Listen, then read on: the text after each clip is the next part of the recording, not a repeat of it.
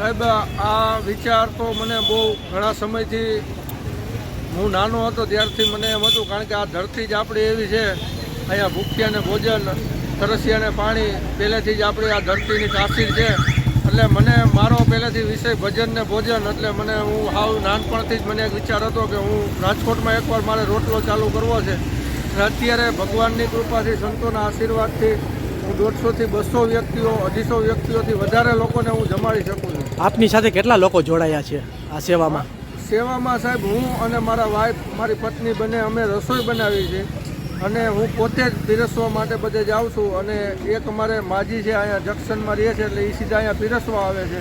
અને બીજા મારા મિત્રો છે 2-3, એ ફ્રી હોય તો સર્વિસેથી છૂટી, નોકરીએથી છૂટી અને પીરસવા માટે આવે છે. આપ નાણાકીય જોગવાઈ કેવી રીતના કરો છો?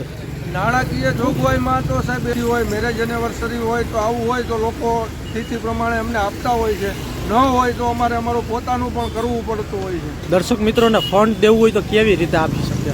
દર્શક મિત્રોને ફંડ અથવા કાંઈ રાશન આપવું હોય તો એ મારા સુધી પહોંચી શકે એના માટે મારો કોન્ટેક્ટ નંબર છે 98 247 33 529.